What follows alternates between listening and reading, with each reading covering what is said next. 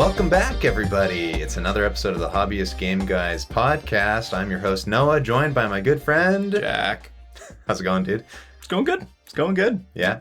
It's been a little while since we've recorded, so I feel like we have a lot in the tank to talk about. But before we dive into things, I just want to say, if you're new here, welcome to our show. It's a show where we talk about video games, D&D, and all things nerdy.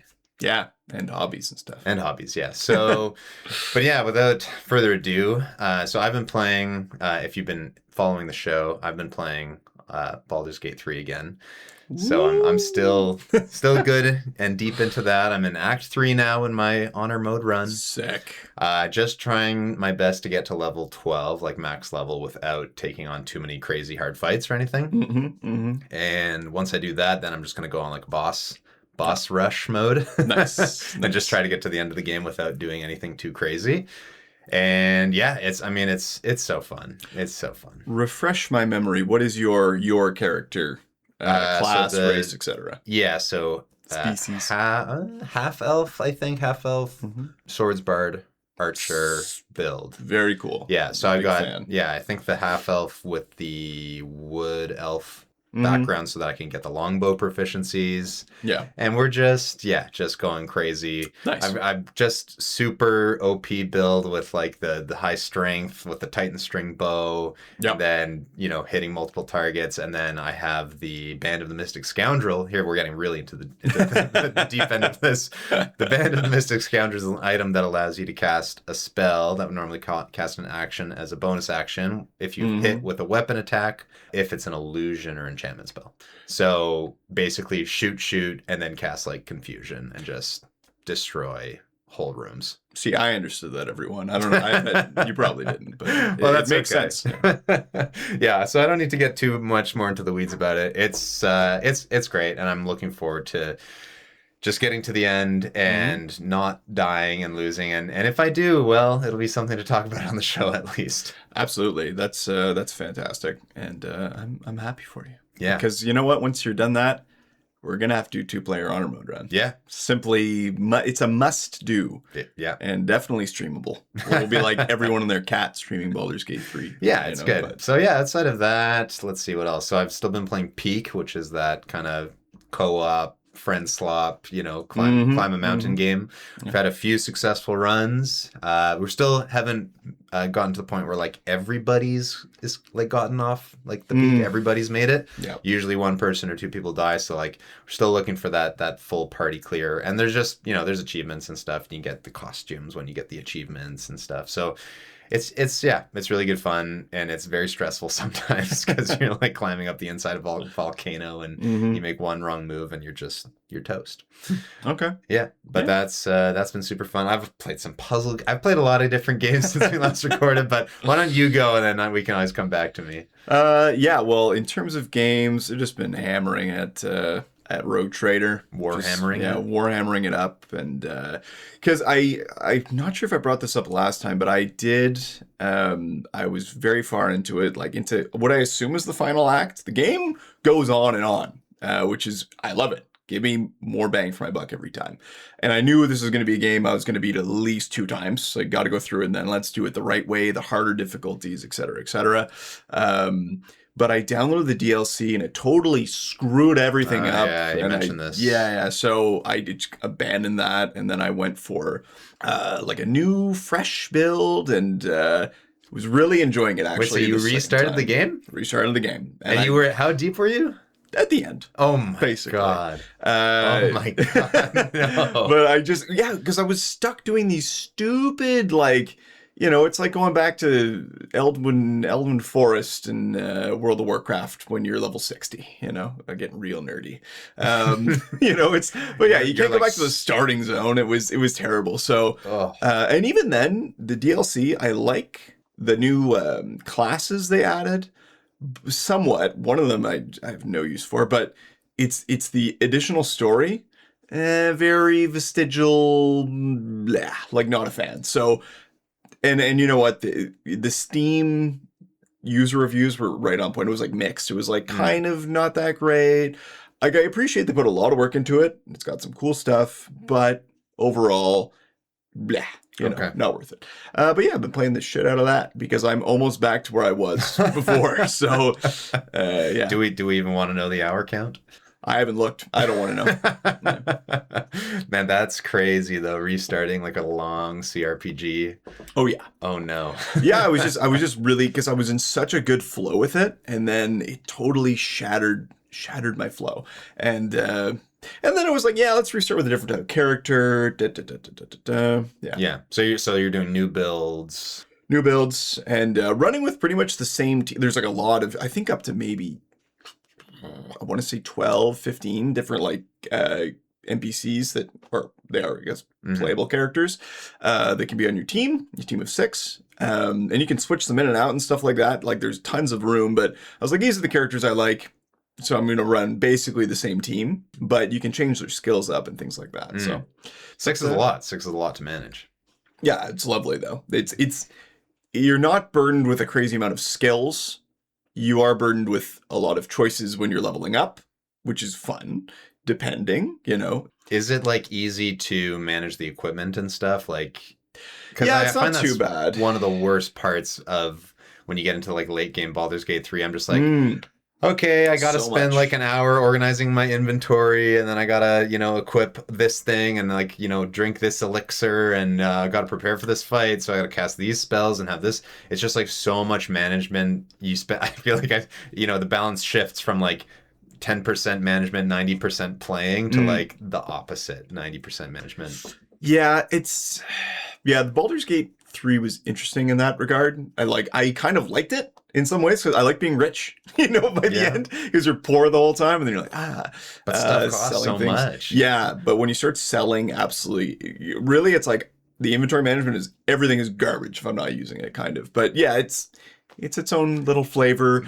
It's certainly easier than Baldur's Gate 3 in terms of I don't care as much because but put it this way, the itemization just isn't as cool. Baldur's Gate 3, it's like, I don't want to give away that cool flaming sword. Yeah, and I'm always like, well, what if I need that? Exactly. Like, I'm such a hoarder in these games. Like, I have thousands of scrolls and potions. And I mean, this is a problem that goes back to like the dawn of RPGs and JRPGs. Like, you get to the final boss, you're over leveled, and you have 90 healing potions, and you use none. Exactly. And you're like, good thing I saved those. Yeah, it's the, you're playing Doom in 1990, and you're like, I don't want to use my BFG, and then you beat the game without because you want to save that ammo for the next boss, waste of time.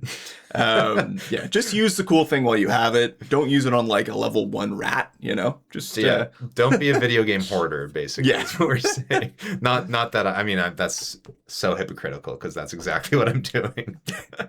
But yeah, the items aren't as cool. I don't get as attached to them.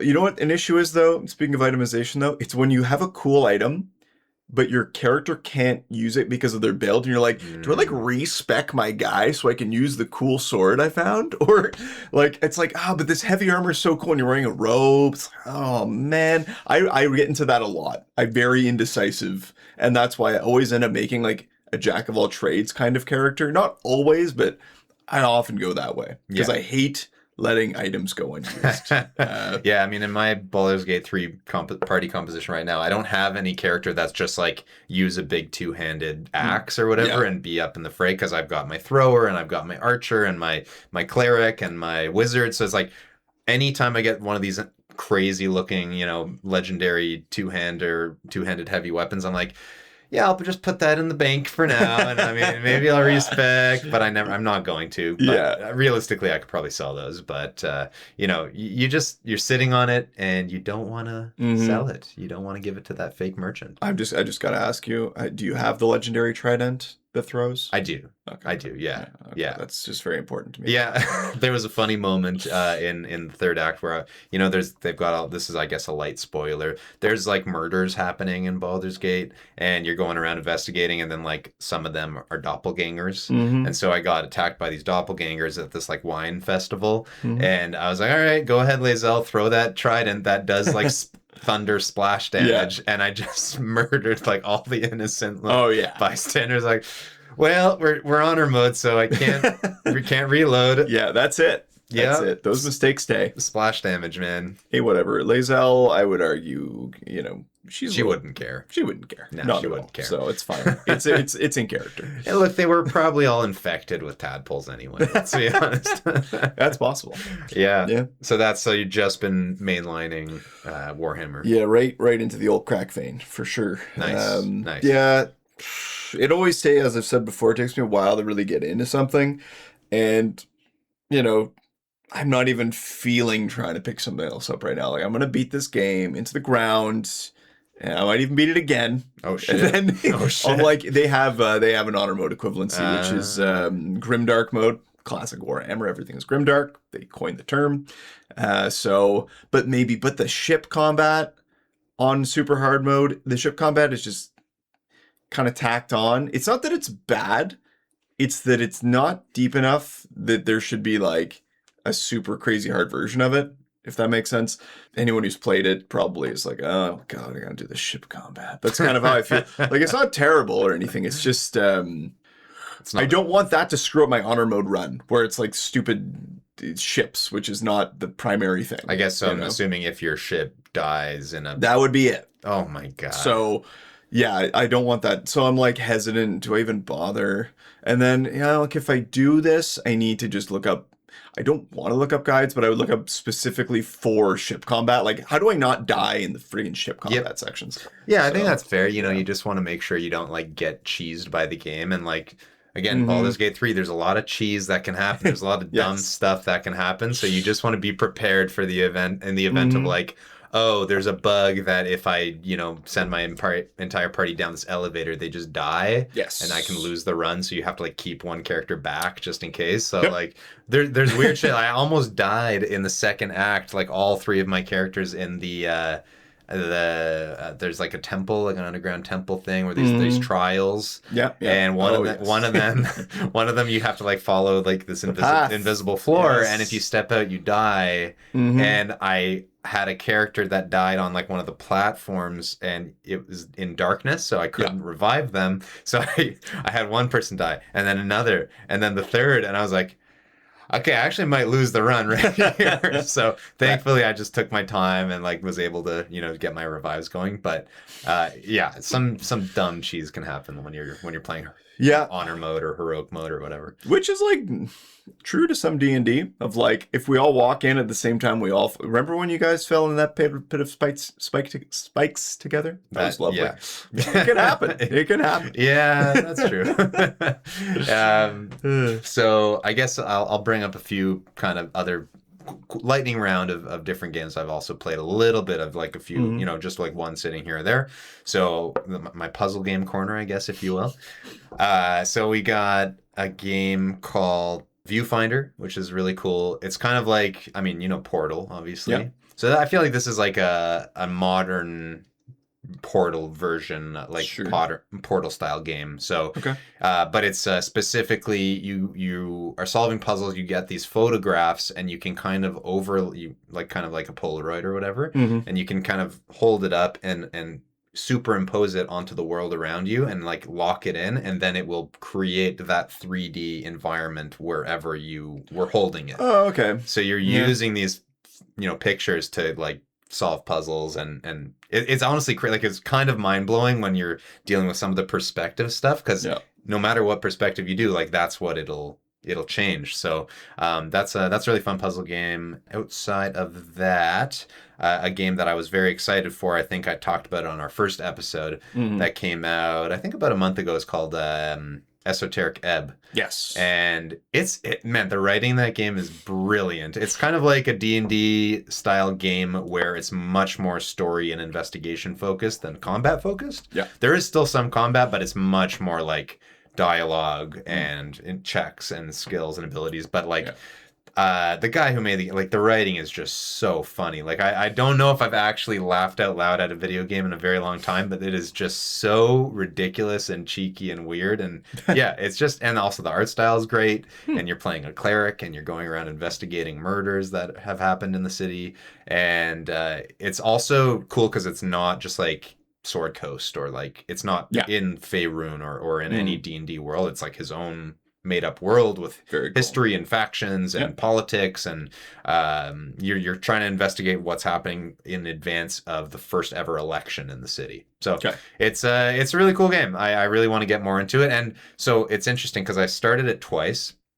Play about an hour each time, but I need to get deeper in. But the first time I built a more like tanky guy, like high strength, constitution, and like low intelligence and charisma, whatever. And even from the very beginning of the game, it's radically different from my second playthrough where I was playing like a high charisma class. So there's like a zombie right at the beginning and he's blocking a path. And unless you defeat him, you can't go down that path. So with my low strength build, I couldn't go there. I had to just go a completely different route than the first time when I was able to kill him and get through, like I got into the underground, there's sewers and like this whole branching area. And I just thought like it's so cool to have a game that like even from the beginning is just radically different depending on the build that you choose. That is cool. Yeah. So I think there's like high replayability, I'm assuming. And I really want to get more into it. But Baldur's Gate 3 is it's on the chopping block first, I think. Yeah, and I assume that you've put Elden Ring on the back burner then? It's on the back burner mostly due to stress. It's just... Fair enough. Man, I was playing it on stream a bit, and it's fun, but it's just so stressful. It's so stressful. Well, especially when people are watching you get your ass handed to you every 7 seconds. I beat a couple of bosses, and I was like, this game is just brutally hard. And I know, like, hey, that's Souls games for you, but I will get more into it eventually, I think. Yeah, playing Baldur's Gate 3 is honestly trumps everything in terms of like pure enjoyment, and you like D&D, and like, come on. It's hard, and I'm doing it on the hardest possible mode, but it's not like I don't feel like so stressed at all times. Yeah, it's stressful when it's stressful. Yeah. I had one pretty rough fight actually with like a bunch of Githyanki in the third act, and they're casting like hold person on my dudes, and they were like losing. I was like failing saving throws, and I was like, and I was like, this is actually, and like even though I have a crazy beefy party and super tanky, like things got kind of dicey. You gotta watch out for Act 3, man. It does not hold back. I won't tell the story today. We'll save it for when we'll talk about Baldur's Gate 3 again, because we'll play it at some point and whatnot. But I had my first honor run near death via like the bank.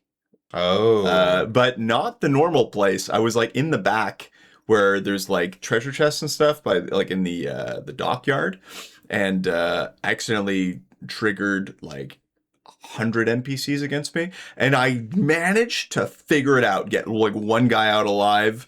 Oh my goodness, most stressful thing ever. I'm like, I can't lose. I'm so far. Yeah, especially if you're triggering those, again, light Baldur's Gate 3 spoilers, but in the third act, there are these kind of like sentinel kind of, watchers in the city, these big robot guards, and they...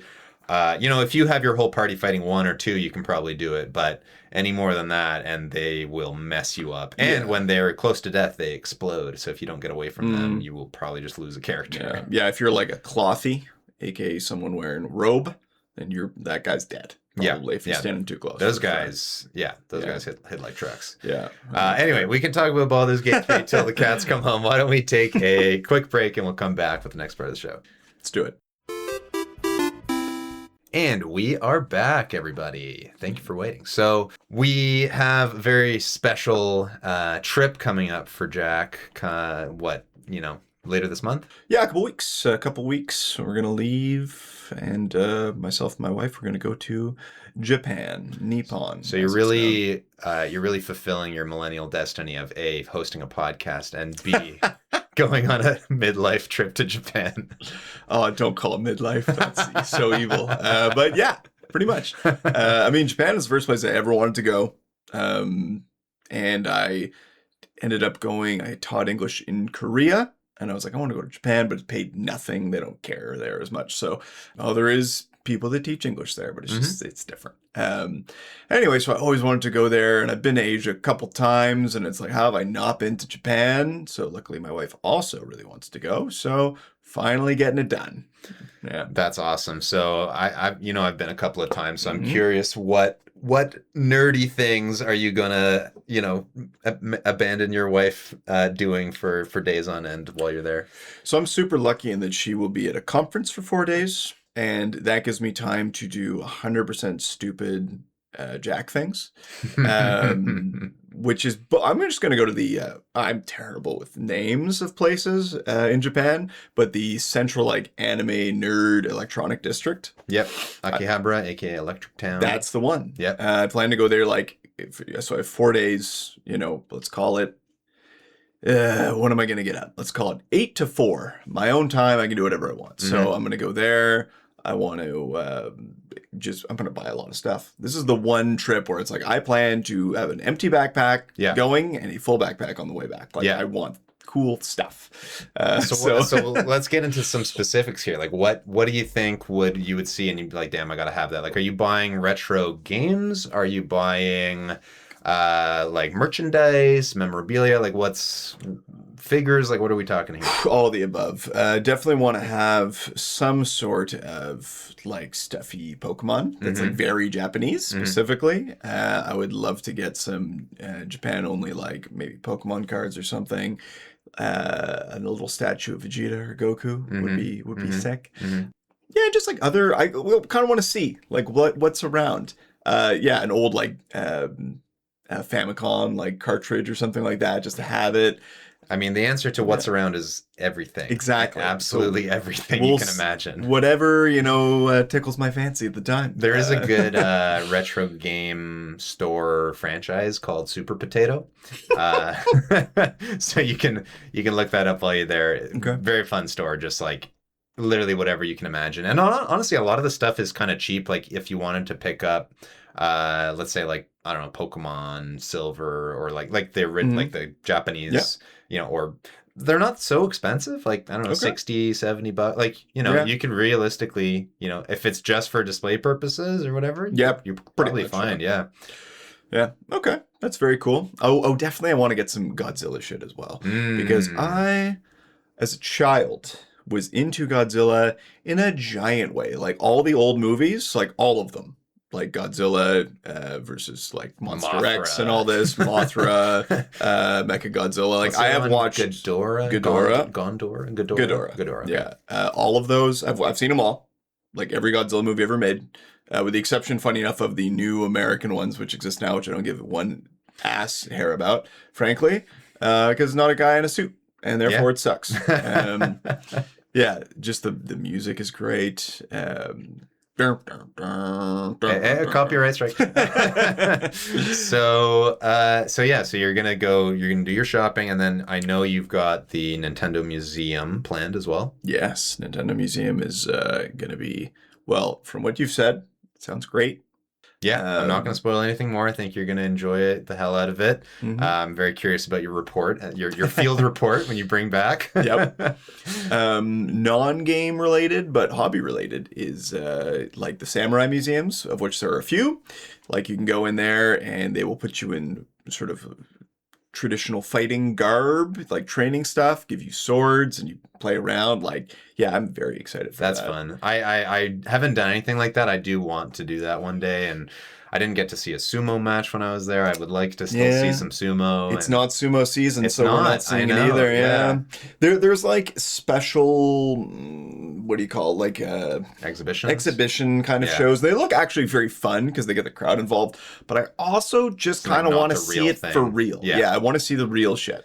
You can see, I don't know if they'll have practices, because if it's not, on season, but often if you go to the sumo stables, like you can see morning practice and just like drilling and stuff, and that might be, and I think you can do it for free. I know you can do tours of stables, but if you don't want to pay, like they're kind of expensive if you don't want to pay for them, I think you can just watch like from outside for free. Check it out. I don't know if they're going to be doing practices. It's unfortunate, when we were there last time, it was like during the main like tournament season, but they were all in different city. They were all like in the south of the country, and we're like, okay, well, fair. No sumo for us, I guess. We got to go back again, I guess. That's it. And that Japan is one place where everyone that has gone but like, yeah, I got to go back. Yeah. I mean, we've been twice and we're already like, yeah, so when are we going back? Yeah. Well, it's big country. In like, there's a clear north, middle, and south, right? And the middle is enorm. And the south is like a different beach vacation almost. And I do. I would love to go to Okinawa one day, like which is so far from the mainland, but and also go to the north and like check out Hokkaido. But anyway, this is not a travel podcast. Yeah, it is, but it's a hobby. You can say it's a hobby. Well, that's a thing I was actually going to bring up about the whole like samurai fighting stuff. As a hobby, there will be one day where I've always wanted to take up like fencing because it looks fun as hell. And these days you get all the LARPers that were like, let's do this for real. And they started, having like, what do you call it? HEMA, like historical, Eastern, all that kind of stuff, right? Historical European martial arts. Yeah. Mm-hmm. So like that kind of thing, but also training with like katanas and stuff. Super cool. Exceptional cool hobby. Kendo, right? And Kendo, Japan, yes. Kendo's really cool. Yep. I feel like I'd rather do Kendo and HEMA over fencing. Just because I'm like, rapiers so stupid. Rapiers are great. Nah, they're stupid. They're lame. It's all very cool stuff. As a youth, I think I would want to do, like if I was, let's restart my life and I'm 8. Rapier would be cool because like fencing is like an Olympic sport. You can actually go places with this, but as like a grown ass man, it's like, hey, give me the longsword. Let's just put on armor and pretend we're knights because pretty much. I'm 8 years old in my brain still. Yeah. Okay, so you've got Japan coming up, and that got me kind of thinking about all things Japanese, including JRPGs, anime video games. So why don't you walk me through? I think you've probably played some different JRPGs to me in the past and in your past experience. So why don't you walk me through that? Yeah, mine's a little bit more simple. I'm like pretty standard. There's Final Fantasy in there. I've played 3, which is the real 3, not 6. When they like re-released it with like updated graphics. That's the one where you actually can pick classes and things like that. So yes, just big into that. 7 definitely played. I believe the other day I was corrected. It was, I think, Final Fantasy 9 was the one I was talking about. Where there was a 2-player couch co-op kind of deal that you could do to some extent during battles. I played 9. I played a little bit of 8. Played 10. What else? I've always wanted to go back and play the earlier ones. Because 3 I really enjoyed, actually. Final Fantasy Tactics doesn't really count, but I love that. I mean, why doesn't it count? Because I guess it is an RPG. It's just different. It's a Japanese strategy RPG. Yeah. So, I guess that counts. So, I guess I've played a lot of Final Fantasy. Mm-hmm. Golden Sun is something we share. Yeah. Because we like for the Game Boy Advance. Yeah, but you played just the original. You never played the Lost Age. Nope. Man, Lost Age is so good.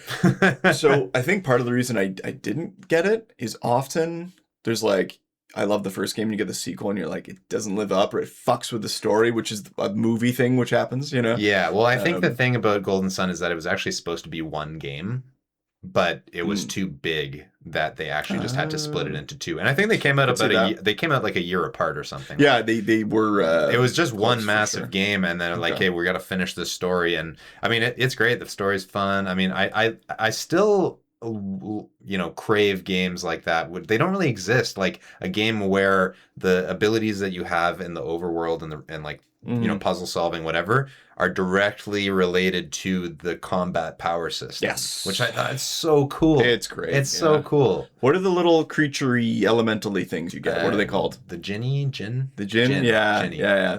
Those are great. And they're cute, and they all have little personalities. They're kind of like little Pokemon. Yeah. See, the thing is, every time I go to Japan, I'm always looking for like a plushie of one of the Djinn or whatever. Oh, really? Impossible to find. I'll look for one. Yeah, if you find one, let me know. You'll get it in your suitcase. But yeah, so Golden Sun, Final Fantasy. I must bring this up because it upsets me all the time. I lost it / it was stolen from me during a move. I had like one of the SNES classics they released, the mini ones, and it had Secrets of Mana, it had Earthbound, Chrono Trigger, and those were games where I was like gearing up like to play because I'm like, I have forever, I have the thing, can start it, and I didn't end up playing them, and now it's gone, and it makes me sad because I love that thing. So those are all on my list of like must play games, and it will eventually happen because I could just emulate them or whatever. But yeah, it's just not the same. Yeah, I think one of the things I struggle with a lot with like the old JRPGs is just pacing. Like I find there some of them, especially Dragon Quest and some of those, like they're just so brutally slow, man. And like I understand it was a different time, and maybe our brains are rewired nowadays to like need that like quick, dopamine hits. But I don't know. It's well, I guess I'll get into some of my JRPG history. So. I think growing up, I played some Final Fantasy. I think you've probably played more than me. I never really played 7, which is, believe it or not. I've played some of the spin-offs of 7, but I actually played 8. I played some of 8. I got kind of close to the end, but was never able to finish it because I don't think I fully understood the battle system. Okay. I played 13 actually when that came out, because that was like one of the best looking games at the time. It was like on the Xbox 360. It looked amazing. Again, kind of got stuck like at certain points, and I think maybe what it was, I just didn't like grinding. So then some of those games you really have to grind. Yeah. Grinding being killing enemies for XP. if you don't know.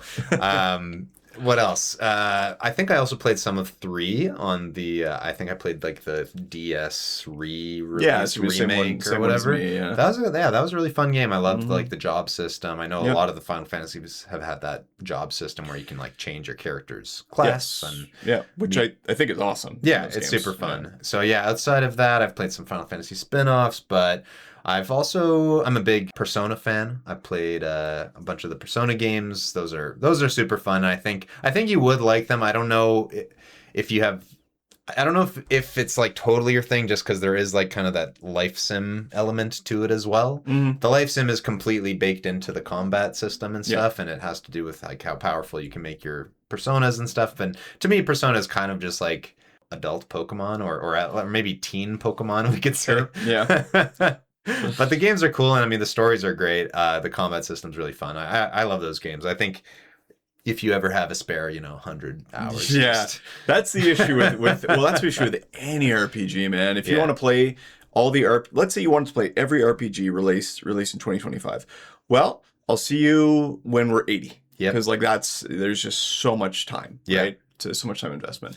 But I will say about Persona, having not played it, a lot of like games, YouTubers and things like that I listen to, like Yahtzee and Donkey, these famous people. They like Persona and they hate JRPGs and they hate RPGs in general for the most part. And they're like, yeah, Persona 5's like one of the best games ever, which is, and that means something, Yeah. I honestly, I think you would connect most with the story of Persona 3.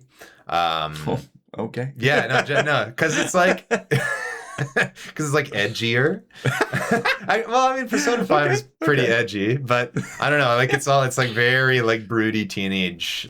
What is the meaning of life and death? Like, I just feel like that would be up your alley. Oh my god. Okay. Yeah. I'll try to take that. I'll accept it. And they just did a remake version the other last year, 2 years ago, and it's great. The only thing that bothers me about that, and I guess is a tangent, but it doesn't include all of the things from the various re-releases. Because the one thing that the Atlas is notorious for is making a game and then about a year or two later re-releasing the game with more content than the original.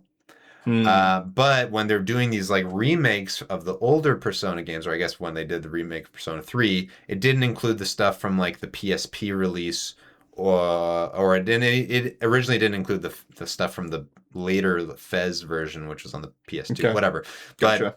But the point is, like, people are like, yo, this is not really like the definitive version that we were hoping for. It's like a version, and it's a very good version, and they did a lot of quality of life and made it a lot better, and graphically it's beautiful, whatever. But yeah, it's just missing some things that people would love to see. And that's so annoying. That's very annoying. And I hate when they're like, here's Persona 5, and 2 years later, here's Persona 5 Royal with more stuff, and it has an epilogue, and if you don't know, you're not going to know these characters, and if you don't, it's like, dude, just make a game.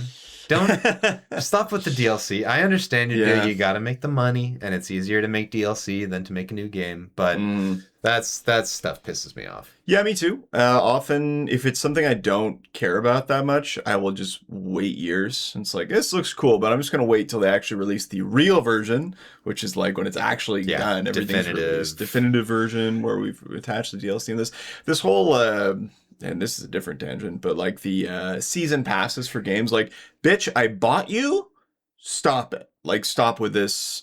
And we could get into games ownership. I mean, look, I understand. Boring, but I understand. So, like, if it's a live service game, like that's what you're signing up for. But they do that for everything. They do that for like Warhammer. What's the Space Marine 2? It's like this game is a 6-hour long game with like, and it's an amazing 6 hours. The graphics are incredible, et cetera.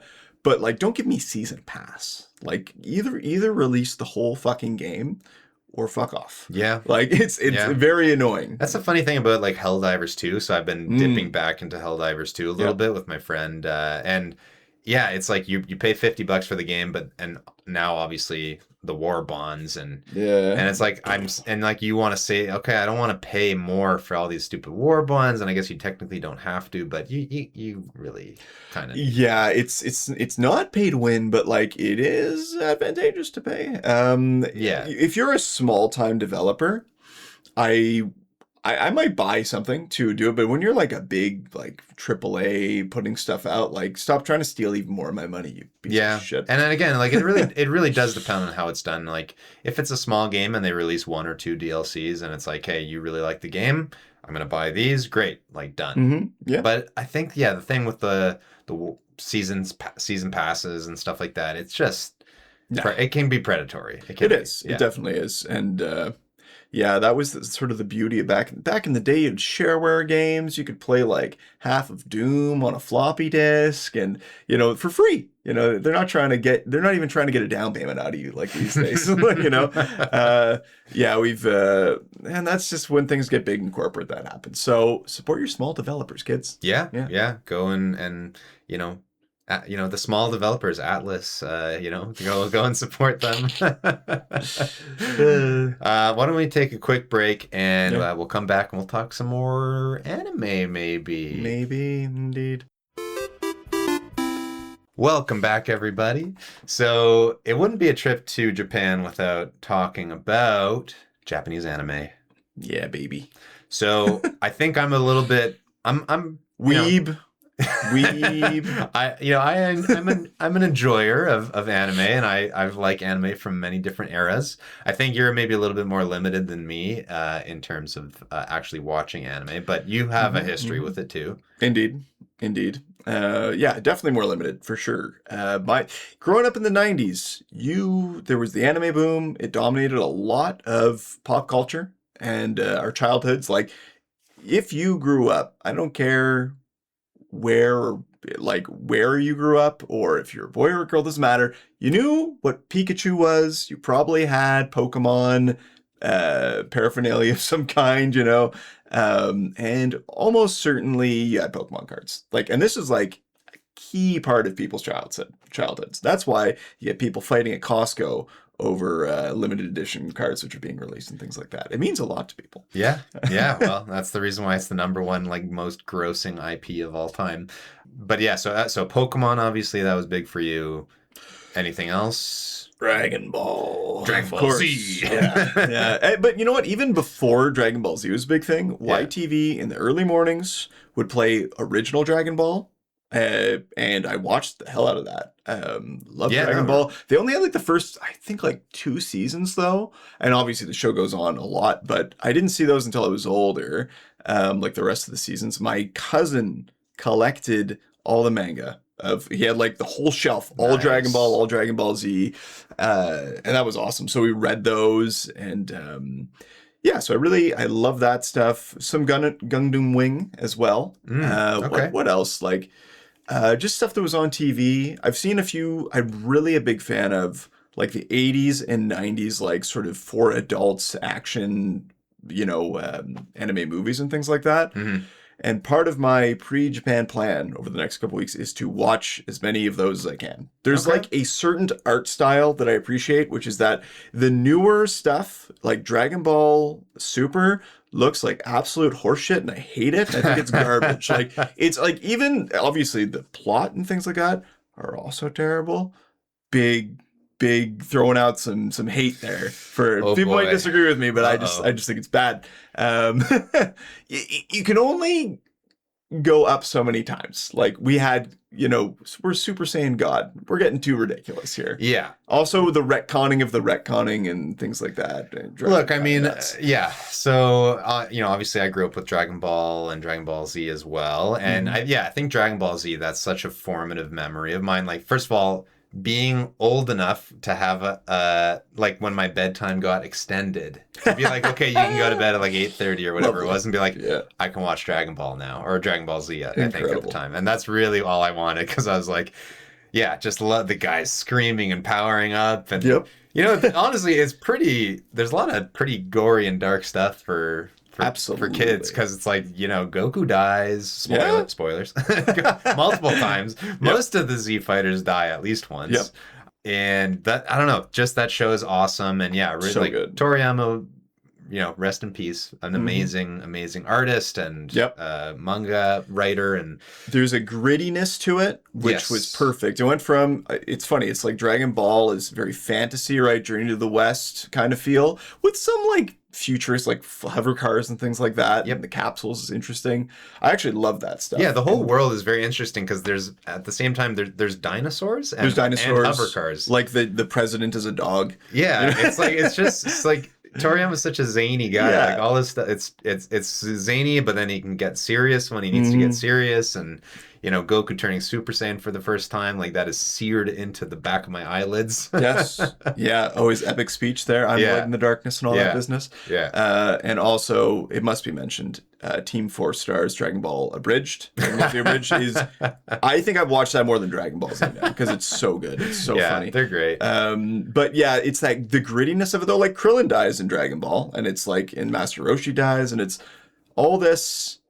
It's like there's some darkness, there's blood, and it just the way it's drawn is the only way I can seem to describe it is gritty. Yeah. But the new stuff is very shiny and bullshit. It loses all that. Yeah. And it's like, it looks like action figures almost. Yeah. I hate it. I think there's some redeeming qualities of like Dragon Ball Super. I think there are some arcs that are enjoyable, but overall, like, it just, I kind of fell off at a certain point. I don't know. It's just, it's just missing that old school Toriyama vibe that we just love. But I mean, I can talk about so many different anime and different modern anime that I think you'd love and stuff like that, because the whole like power system stuff has really come a long way. And in some ways it's come a long way. In other ways it's still very, very much the same. Every show does it differently.